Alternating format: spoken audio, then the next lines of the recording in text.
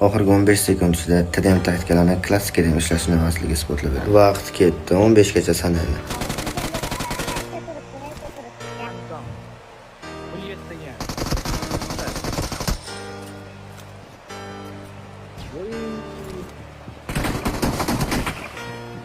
Hop, e'tibor beraylik. Ikki kishi bizga push qilyapti. Jonim yo'q, birlik birani, shuni ham yarmi minus. Shu joyda shunday ko'chaga chiqib qochib ketsam bo'lardi, lekin men sizlarga qochishni o'rgatmayapman. Hozir ular meni full qochyapti deb o'ylashadi. Men esa protivnikga menga nisbatan shoshilayotganidan foydalanib, TDM taktikani qo'llab ketaman.